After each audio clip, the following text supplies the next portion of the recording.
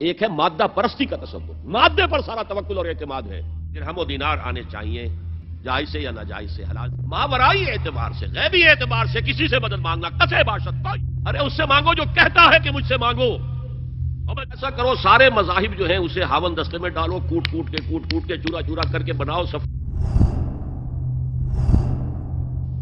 وہ شرک فی العقیدہ ان کو معلوم ہے، اور اس کے اوپر فتوے بھی وہ لگا دیں گے۔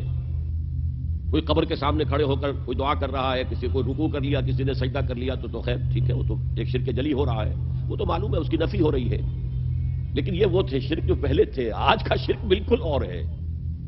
آج کا شرک دو میں گنوا دیتا ہوں آپ کو، ایک ہے عوامی حاکمیت کا تصور، ایک ہے مادہ پرستی کا تصور۔ مادے پر سارا توکل اور اعتماد ہے، اللہ پر کہاں توکل رہا، کہاں اعتماد رہا؟ میٹیریلزم یہ ایک مذہب ہے، یہ ایک فلسفہ ہے۔ بہرحال اطاعت کے ضمن میں شرک فی الاطاعت کیا ہے؟ انفرادی سطح پر نفس پرستی، نفس کو اپنا معبود بنا لینا۔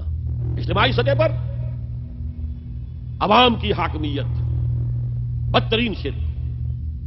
اب آئیے محبت، شرک فی المحبت کیا ہے؟ اگر کسی بھی شے اور کسی بھی انسان کی محبت اللہ کی محبت سے بڑھ جانا تو دور کی بات ہے، برابر بھی آ کر ہم نشین ہو گئی، بیٹھ گئی، تو یہ شرک ہے۔ والذین آمنوا اشد حبا للہ، جب تک اشد محبت آپ میں اللہ کی نہیں ہوگی، اگر کوئی اور شے محبوب ہے تو من الناس من یتخذ من دون اللہ اندادا یحبونہم کحب اللہ، لوگوں میں سے ایسے بھی ہیں جنہوں نے اللہ کو چھوڑ کر کسی اور چیزوں کو مد مقابل بنا لیا ہے، ان سے وہ محبت کرتے ہیں جو اللہ سے کرنی چاہیے تھی۔ توحید کا تقاضا ہے لا محبوب الا اللہ، لا مطلوب الا اللہ، لا مقصود الا اللہ۔ مقصود و مطلوب اور محبوب حقیقی اللہ کے سوا کوئی نہیں۔ اور وہ آیت میں آپ کو سنا چکا ہوں، سورہ توبہ کی آیت نمبر 24، انتہائی لرزا دینے والی آیت۔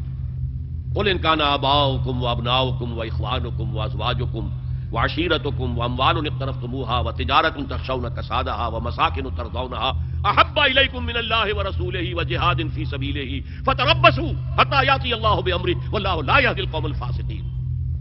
اے نبی ان کے کان کھول دیجئے، اچھی طرح سنا دیجئے کہ اے لوگو، اے ایمان کے دعوے دارو، اگر تمہیں اپنے باپ، اپنے بیٹے، اپنے بھائی، اپنی بیویاں یا بیویوں کے لیے شوہر، اور اپنے رشتہ دار، اور اپنے وہ مال جو بڑی محنت سے کما کر کھتے بھرے ہوئے ہیں، اور اپنی وہ تجارت جس کی کساد بازاری کا تمہیں اندیشہ رہتا ہے مندہ نہ ہو جائے، اور اپنے وہ محل، اپنی حویلیاں جو تم نے تعمیر کی ہیں اور بہت تمہیں محبوب ہیں، انہیں خوب فرنش کیا ہے، اگر یہ 8 چیزیں محبوب تر ہیں اللہ سے اور اللہ کے رسول سے اور اللہ کی راہ میں جہاد سے، تو جاؤ دفعہ ہو جاؤ، وہاں بیٹھ کر انتظار کرو یہاں تک کہ اللہ اپنا فیصلہ سنا دے، اور اللہ ایسے فاسقوں کو کبھی ہدایت نہیں دے گا۔ 8 چیزیں اقبال نے بہت خوب کہا ہے، یہ مال و دولت دنیا، یہ رشتہ و پیوند، 5 قریب ترین رشتے آ گئے، باپ، بیٹا، بھائی، زوجین اور رشتہ دار۔ رشتہ و پیوند یہ جوڑنے والا، اور مال و دولت دنیا کی 3 شکلیں آ گئیں۔ دولت جو آپ اپنی بیلنس شیٹ کو دیکھ دیکھ کر آپ اس میں خوش ہوتے ہیں، اب ہمارے ایسٹس کی یہ قیمت ہو گئی اب، اور وہ مکانات جو آپ نے بنائے بڑے محبوب ہیں، اور ایسے بنائے ہیں، قرآن مجید میں آتا ہے لعلکم تخلدون، ایسے بنا رہے جس تمہیں ہمیشہ رہنا ہے ان مکانوں کے اندر، اور وہ کاروبار جن میں تمہیں اندیشہ رہتا ہے کہ کہیں کساد نہ ہو جائے، کوئی ڈپریشن نہ آ جائے۔ یہ 8 چیزیں، یہ مال و دولت دنیا 3، یہ رشتہ و پیوند، بتان وہم و گمان لا الہ الا اللہ، یہ سب وہم و گمان کے بت ہیں جن کی پرستش میں تم لگے ہوئے، ان سب کی پرستش چھوڑو تو لا الہ الا اللہ کا حق ادا ہو۔ اب اس اصول کو بھی اپلائی کرنا شروع کیجئے۔ آئیے انڈیویجول لیول پر، دولت کی محبت، اگر آپ کو دولت کی محبت آمادہ کرتی ہے کہ اللہ کے حدود کو پامال کریں، حرام ذرائع استعمال کریں، دولت آنی چاہیے، حلال سے ہو، حرام سے ہو، جائز ہو، ناجائز سے ہو، بائی ہوک اور بائی کروک دولت آنی چاہیے، تو آپ کی محبوب حقیقی کون ہوئی؟ دولت۔ یہ دولت آپ کی معبود ہے۔ کون بڑے سے بڑا موحد اس شرک کا احساس رکھتا ہے؟ اور حضور نے اس قدر کلیئر فرمایا ہے، تعس عبد الدینار و عبد الدرہم، ہلاک ہو گیا یا ہلاک ہو جائے، یہ کلام خبریہ ہے یا یہ بد دعا ہے؟ تعس عبد الدینار و عبد الدرہم، درہم و دینار کا بندہ ہلاک ہو جائے، نام عبد الرحمان ہے، حقیقت میں عبد الدینار ہے، عبد الدرہم ہے۔ درہم و دینار آنے چاہیے، جائز سے یا ناجائز سے، حلال سے یا حرام سے، صحیح سے یا غلط سے، بھائی حکر بھائی کرو۔ تو معبود کون ہوا؟ ہمارے ہندو بھائیوں نے کیا کیا؟ لکشمی دیوی دولت کی دیوی ہے، اس کی پوجا کرتے کس لیے؟ مطلوب کیا ہے؟ دولت۔ اس کی پوجا وہ خوش ہو جائے تو دولت ملے گی۔ ہم نے کہا ہٹاؤ جی اس دیوی کو بیچ میں سے، ہم براہ راست ہی پوج لیں گے، بس یہی تو فرق کیا ہے نا۔ عبد الدینار و عبد الدرہم یہ ہے انفرادی سطح پر۔ شرک فی المحبت جو روح عبادت ہے، جو عبادت کی جان ہے، محبت، غایت الحب ما غایت الذل والخضوع۔ اور ٹاپ پر لے آئیے، آج کی دنیا اجتماعیت کے میدان میں اگرچہ اب زمانہ بدل رہا ہے، لیکن تقریباً 1 صدی سے نیشن سٹیٹس، وطن کی بنیاد پر قومیت، وطن محبوب ترین شے، جو شے میرے وطن کے لیے صحیح ہے وہ میں کروں گا، چاہے وہ غلط ہو، وہ حرام ہو، اللہ کے قانون کے خلاف ہو، لیکن میرے وطن کے لیے ہوگا۔ وطن زندہ باد، یہ وطن پرستی ہے۔ اس وطن پرستی کے مذہب کی ایک نماز بھی ہے، ترانہ ہو رہا ہے تو کھڑے ہو جاؤ، قنوت، کھڑے ہو جانا عبادت کا حصہ ہے۔ اس کا جھنڈا سلامی دو، یہ وطن کے معبود کے ریچولز ہیں، مذہب وطنیت۔ اسی لیے اقبال نے کہا تھا، اس کو سمجھا نہیں کسی نے بھی، اس دور میں میں اور ہے جام اور ہے جم اور، ساقی نے بنا کی روش لطف و ستم اور، تہذیب کے آزر نے ترشوائے صنم اور۔ آج کا صنم، آج کا بت کون ہے؟ تہذیب کے آزر نے ترشوائے صنم اور، مسلم نے بھی تعمیر کیا اپنا حرم اور، ان تازہ خداؤں میں بڑا سب سے وطن ہے، جو پیرہن اس کا ہے وہ مذہب کا کفن ہے۔ خدا پرستی، یہ وطن کی لکیر سے تم اور ہو گیا، میں اور ہو گیا، لکیر۔ انسانیت منقسم، جو تمہارے وطن کے لیے ٹھیک ہے وہ تم کرو گے چاہے وہ اخلاقاً غلط، اور جو میرے وطن کے لیے ٹھیک ہے وہ میں کروں گا چاہے اخلاقاً غلط۔ یہ کون سا دین ہے؟ یہاں تو وطن تمہارا معبود بن گیا۔ پاکستان میں بڑا شور اٹھا تھا جب میں نے کہا تھا کہ جھنڈے کو سلامی دینا شرک ہے اور ترانے کے وقت کھڑا ہو جانا شرک ہے۔ اور میں کبھی بھی تقریبات میں جاتا ہوں، اقبال ڈے ہو رہا ہے، کچھ اور ہو رہا ہے، میں ان تقریبات کا مقرر نہیں ہوں، لیکن جب بہت زور دیتے چلا جاتا ہوں، لیکن وہاں ترانہ پڑا جاتا ہے میں بیٹھا رہتا ہوں، میں کھڑا نہیں ہوتا، اور اس پر چیبیں گوئیاں ہوتی ہیں اخبارات کے اندر کہ میرے نزدیک یہ وطن کی نماز پڑھ رہے ہو تمہارا یہ قنوت اور وطن کا ترانہ، اس میں حمد ہو رہی ہے وطن کی، یہ کیا ہے؟ آج کے دور کا بدترین شرک، شرک فی المحبت۔ آگے چلیے، شرک فی الدعاء، کسی کو مت پکارو کسی مدد کے لیے سوائے اللہ۔ وَأَنَّ الْمَسَاجِدَ لِلَّهِ فَلَا تَدْعُوا مَعَ اللَّهِ أَحَدًا، اللہ کے ساتھ، یعنی ایک تو یہ کہ اللہ کو چھوڑ کر کسی کو پکارنا، ایک ہے اللہ کے ساتھ پکارنا، اللہ کو بھی پکارنا، اوروں کو بھی پکارنا۔ بدترین شرک ہے دعا اللہ کے لیے، ندا اللہ کے لیے۔ اس کا بھی ذرا میں تجزیہ کر دوں آپ۔ دیکھیے، ایک ہے عام مادی قوانین دنیا کے جو ہے اس کے تحت کسی سے مدد چاہنا، بھائی ذرا مجھے پانی پلا دینا، یہ بھی آپ نے مدد چاہیے ہے نا۔ حضور کے بارے میں تو آیا ہے کہ آپ اتنے خوددار تھے صلی اللہ علیہ وسلم کہ اگر سواری پر ہوتے تھے اور آپ کا کوڑا نیچے گر جاتا تھا تو کسی سے یہ نہیں کہتے تھے کہ یہ کوڑا مجھے اٹھا کے دے دو، بلکہ خود سواری سے اتر کر کوڑا اٹھاتے تھے۔ تو یہ جو قانون مادی ہے اس کے تحت مدد مانگنا کوئی بری بات نہیں ہے، کوئی غلط بات نہیں۔ ماورائی اعتبار سے، غیبی اعتبار سے کسی سے مدد مانگنا، کسے باشد کوئی ہو، شرک، شرک فی الدعاء۔ ان المساجد للہ فلا تدعوا مع اللہ احدا۔ ایک ہے استعارتن، استعارتن اقبال کہتا ہے ہمالا اے فصیل کشور ہندوستان، تو یہ خطاب بالکل ایک استعارہ سا ہے۔ اسی معنی میں مولانا حالی نے اپنی مسدس کے اختتام پر جو مناجات لکھی ہے، خاصا خاصان رسول وقت دعا ہے، امت میں تیری آگے جب وقت پڑا ہے، وہ دی جو بڑی شان سے نکلا تھا وطن سے، پردیس میں وہ آج غریب الغربا ہے۔ تو اس معنی میں اس لفظ استعمال ہو جائے تو اس پر بہت زیادہ الرجک بھی نہیں ہونا چاہیے، لیکن غیبی طور پر کسی کے بارے میں یہ عقیدہ رکھ کر کہ وہ میری مشکل کشائی کر سکتا ہے، حاجت روائی کر سکتا ہے، میری مدد کر سکتا ہے، یہ شرک ہے، اور اس کے شرک ہونے میں کوئی شک نہیں۔ ان المساجد للہ فلا تدعوا مع اللہ احد۔ اب دیکھیے ہمارے یہ فرشتے یہاں بیٹھے ہیں نا، ہم کہہ سکتے ہیں ذرا بھائی میرا یہ کام کر دینا؟ نہیں کہہ سکتے۔ جبرائیل کو پکار سکتے ہیں، اے جبرائیل ذرا میرا یہ کام کر دینا؟ نہیں، وہ عالم غیب کی شے ہے۔ کسی ولی اللہ کی روح کو پکار کر کہنا کہ میری یہ مشکل دور کر دے؟ نہیں، اللہ سے کہیں، اللہ کو پکارے، اللہ جس کے ذریعے سے چاہے آپ کی ضرورت پوری کر دے۔ اس ضمن میں کہوں گا کہ شاہ ولی اللہ دہلوی نے ایک بات کہی ہے، اگرچہ مجھے اس کی کوئی دلیل اپنے طور پر انڈیپینڈنٹلی کتاب و سنت میں نہیں ملی ہے، لیکن شاہ صاحب کا ایک مقام مرتبہ ہے جو میری نگاہ میں بہت بلند ہے۔ میرے نزدیک دو عظیم شخصیتیں عالم اسلام کی، امام ابن تیمیہ اور امام غزالی کو جمع کریں تو شاہ ولی اللہ بنتے ہیں، اتنی عظیم شخصیت ہے۔ انہوں نے یہ لکھا ہے کہ جو اللہ کے برگزیدہ بندے ہوتے ہیں، اولیاء اللہ، اللہ تعالیٰ ان کی ارواح کو ان کے فوت ہونے کے بعد ملائکہ کے طبقہ اسفل میں شامل کر دیتے ہیں، اور وہ بھی جس طرح وہ ملائکہ اللہ کے احکام کی زمین میں تنفیذ کر رہے ہیں، وہ بھی اسی کام میں لگ جاتے ہیں۔ میں نے عرض کیا کہ میرے پاس انڈیپینڈنٹلی کوئی دلیل نہیں ہے اس کے حق میں، لیکن شاہ صاحب کا فرمانا خود میرے لیے ایک درجے میں دلیل ہے۔ لیکن یہاں ایک تو یہ نوٹ کرنے کا، ملائکہ کا طبقہ اسفل، ملائکہ کا سب سے نچلا طبقہ، اور اللہ کے حکم کی تنفیذ کرتے تو فرشتے کر رہے ہیں، وہ بھی ہوں، ہمیں سے کیا غرض ہے؟ ہم نہ فرشتے کو پکار سکتے ہیں اور نہ کسی ولی اللہ کو پکار سکتے ہیں، پکارو اللہ کو۔ قال ربکم ادعونی استجب لکم ان الذین یستکبرون عن عبادتی سیدخلون جہنم داخرین۔ تمہارا رب کہتا ہے مجھے پکارو، مجھ سے مانگو، میں تمہیں دوں گا، تمہاری دعا سنوں گا، قبول کروں گا۔ اور جو بربنائے تکبر مجھ سے نہیں مانگتے وہ جہنم میں داخل ہوں گے، ذلیل و خوار ہوں گے۔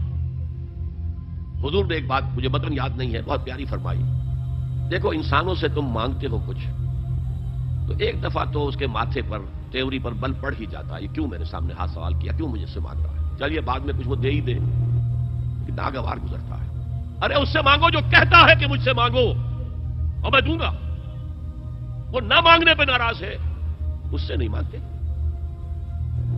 رات کے آخری ساعتوں میں، یا جسے آپ کہتے ہیں the small hours of the morning, حدیث میں آتا اللہ نزول اجلال فرماتے، جس کو ہم نہیں جانتے کیسے نزول ہوتا ہے، ذات باری تعالیٰ اور اس کے متعلقات کے بارے میں جو بات آگے قرآن میں حدیث میں وہ ہم مانتے ہیں، کیسا یہ ہم نہیں جانتے، اس کا ہاتھ ہے کیسا ہم نہیں جانتے، اس کا چہرہ ہے کیسا ہم نہیں جانتے، اس کی ساق ہے، اس کی پنڈلی ہے کیسی ہم نہیں جانتے، وہ سنتا ہے کیسے سنتا ہے ہم نہیں جانتے، کیا اس کے کان ہیں، کیا اسے بھی ساؤنڈ ویوز کی ضرورت ہے سننے کے لیے، وہ دیکھتا ہے کیسے دیکھتا ہم نہیں جانتے، وہ اترتا ہے کیسے اترتا ہم نہیں جانتے، جو قرآن میں آ گیا حدیث میں آ گیا مان لیجئے بس، باقی یہ متشابہات میں سے ہے، اس کی کھود کرید میں پڑھو گے تو فتنے میں مبتلا ہو جاؤ گے، ابتغاء الفتنۃ وابتغاء تاویلہ۔ لہذا حدیث میں آتا ہے کہ رات کے آخری ساعتوں میں اللہ سمائے دنیا تک نزول فرماتے ہیں، اور پھر ندا لگتی ہے هل من سائل فاعطیہ، ہے کوئی سوال کرنے والا مانگنے والا کہ میں اسے دوں، هل من مستغفر فاغفر له، ہے کوئی گناہوں کی معافی چاہنے والا کہ میں اسے معاف کر دوں۔ ہم انٹا غفیل سو رہے ہیں، ہم تو مائل بکرم ہیں، کوئی سائل ہی نہیں، راہ دکھلائیں کسے، رہنم منزل ہی نہیں، راہ کسے دکھائیں، اللہ کے راستے پر چلنے کا فیصلہ کرو، اللہ کی راہ میں جہاد کا فیصلہ کرو، پھر اللہ راستہ کھولے گا، والذین جاہدوا فینا لنہدینہم سبلنا، وہ لوگ کہ جو ہمارے راستے میں جہاد کریں، محنت کریں، مشقتیں کریں، ہم لازماً ان پر اپنے راستے کھولتے چلے جائیں۔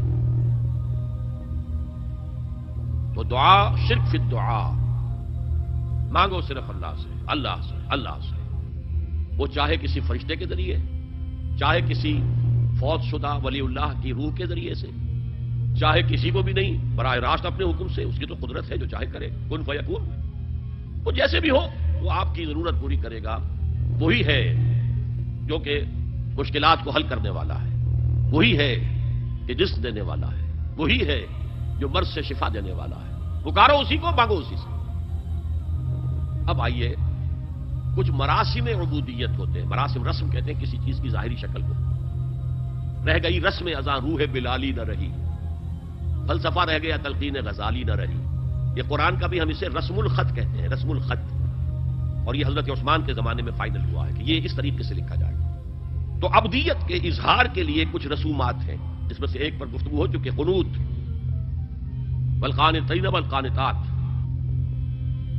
یہ جو ہے اللہ کے حضور میں چاہے ہاتھ باندھے چاہے ہاتھ کھلے ہو، لیکن ذرا جھک کر گردن میں خم کر کے کھڑے ہونا. یہ نماز کے اندر جو قنوت ہے، یہ قنوت ہے، یہ بھی اپنی عاجزی کا اظہار ہے، عجز اور تذلل.